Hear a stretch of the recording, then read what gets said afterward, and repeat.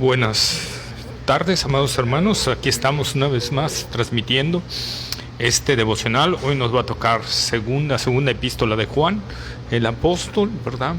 Y esta epístola consta solo de un solo capítulo y es muy importante analizarla porque sigue con el tema de Juan. Y la verdad, en esta epístola nos muestra, muy contrario a lo que hoy se enseña, que el amor no está peleado con la obediencia, que el amor no está peleado con la doctrina, que el amor no está peleado con los mandamientos de Dios. En cambio, van estrechamente unidos uno al otro. Es decir, que alguien que dice que ama y no guarda los mandamientos de Dios, que ama a Dios y no guarda sus mandamientos, el tal está profesando una religión falsa. Si alguien dice amar a Dios y no ama la doctrina y no ama la palabra de Dios buscando la verdad, el tal está equivocado. Y eso Juan nos los va a demostrar. Por ejemplo, en 1 de Juan capítulo 1, versículos 4 al 5, nos dice: mucho me regocijé porque he hallado a alguno de tus hijos andando en la verdad, conforme al mandamiento que recibimos del Padre. Y ahora te ruego, Señora, no como escribiéndote un nuevo mandamiento, sino el que hemos tenido desde el principio, que nos amemos unos a otros, ¿verdad? Y la palabra de Dios nos muestra, ¿verdad?, rotundamente que necesitamos entender esta parte. Y luego el versículo 6 dice: y este es el amor, que andemos según sus mandamientos, y este es el mandamiento, que andéis en amor, como vosotros habéis oído desde el principio. Esta es la parte importante. Este es el amor, que andemos según sus mandamientos, y este es el mandamiento, que andemos en amor. O sea, los dos van de la mano. Cuando tú no abrazas estos dos, entonces tú estás siguiendo una doctrina falsa. Cuando tú vives doctrina sin amor, estás siguiendo una doctrina falsa. Cuando tú vives amor sin doctrina, estás siguiendo una religión falsa. Entonces, nosotros necesitamos ver que el Señor nos dice que todo está estrechamente ligado. Incluso el apóstol Pablo, en la primera carta a los Corintios, capítulo 13, versículo 6, dice que el amor no se goza de la injusticia, mas se goza de la verdad. El verdadero amor se goza de la verdad y se goza en lo justo. Por lo tanto, el verdadero amor se goza en los mandamientos de Dios. El verdadero amor se goza en la doctrina verdadera. El verdadero amor se goza en la sana doctrina. No por nada el apóstol Pablo dice que la ley fue puesta para aquellos que no obedecen a la sana doctrina, aquellos que rechazan la sana doctrina, aquellos que les da cualquier cosa a la sana doctrina. Hoy inclusive ves en iglesias que dicen: no importa qué doctrina traigan, lo importante es que traigan el amor de Dios. No, hermanos, eso está totalmente equivocado, es antibíblico, totalmente. Aquí Juan nos lo está diciendo en su primera epístola, que eso no es el amor. El amor de Dios va ligado a la obediencia a Dios, va ligado a su palabra, va ligado a la doctrina sana, va ligado a los mandamientos de Dios. Y así los mandamientos de Dios, la palabra de Dios y la doctrina van ligadas al amor. Entonces, por eso, ¿verdad?, en el versículo siguiente de Juan en su epístola, ¿verdad?, el versículo 7, dice, cuando habla de esto, de esta concordancia, dice: porque muchos engañadores han salido por el mundo que no confiesan que Jesucristo ha venido en carne. Quien esto hace es el engañador y el anticristo. ¿Por qué tenemos que el amor ligarlo a la doctrina sana y la doctrina sana al amor? El apóstol Juan nos dice: porque muchos engañadores han salido. Ya desde el tiempo de Juan el apóstol había muchos falsos maestros, muchos hombres que enseñaban cosas que no eran. Inclusive cuenta por ahí un historiador, ¿verdad?, que había en ese tiempo un hombre con Juan, en los tiempos de Juan, un hombre que negaba que Cristo hubiera sido Dios encarnado, sino que la divinidad le llegó a Cristo cuando fue bautizado y el Espíritu Santo descendió sobre él, y que esa divinidad se fue antes de morir en la cruz, porque Dios no podía morir.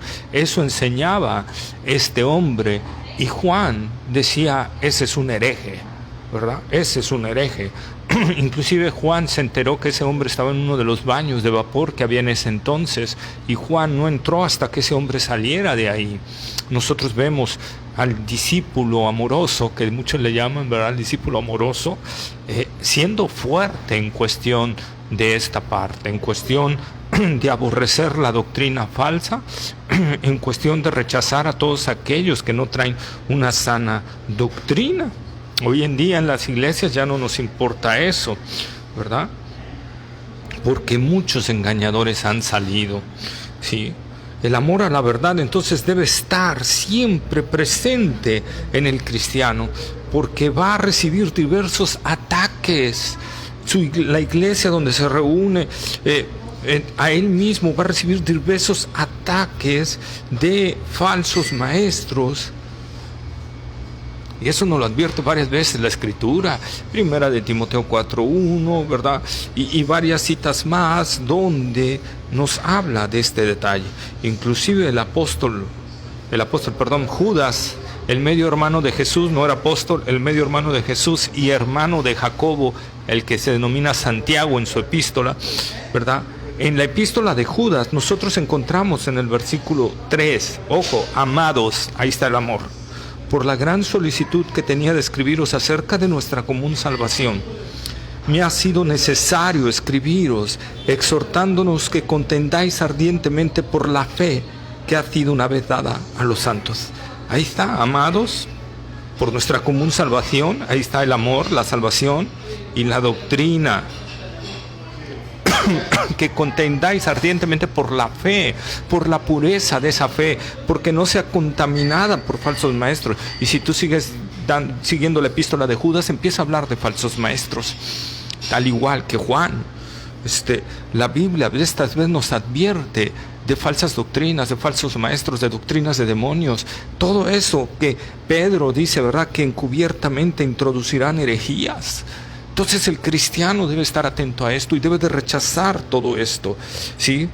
Y el mandamiento que Juan nos da en su primera epístola no es hacer lo que hoy hacen muchas iglesias, muchos pastores, ¿verdad?, que reciben a estos hombres sabiendo que no traen una doctrina correcta, sabiendo que están atentando contra verdades de la palabra de Dios.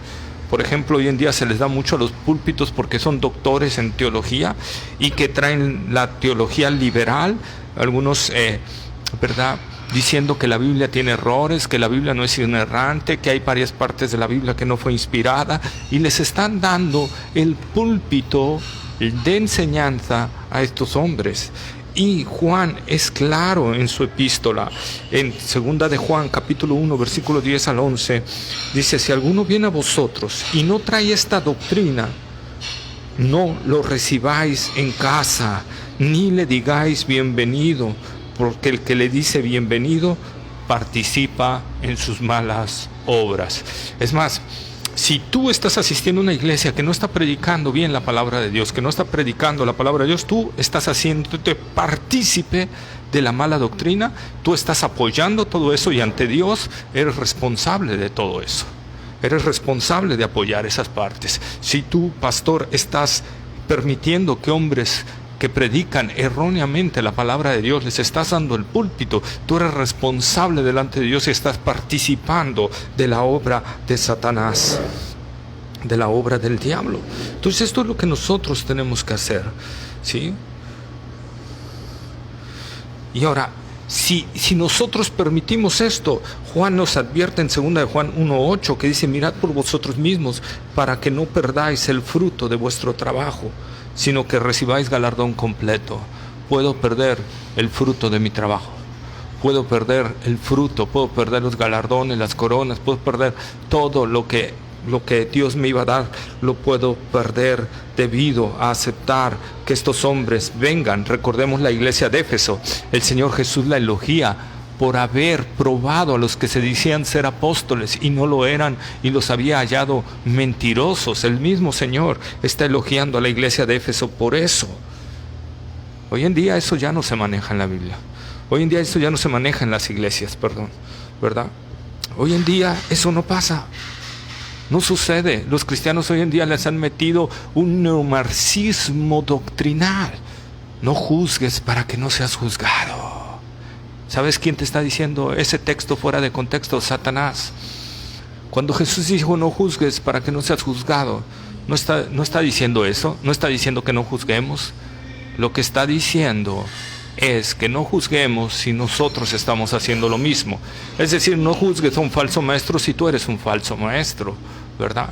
Eso es lo que el Señor, porque si no, el Señor se estaría contradiciendo, porque en Lucas el Señor dice, juzgad con justo juicio. Entonces, ¿cómo me mandaría el Señor primero a no juzgar y luego me mandaría a juzgar con justo juicio? Sería una contradicción del Señor Jesús y ya estaríamos hablando que Dios se contradice.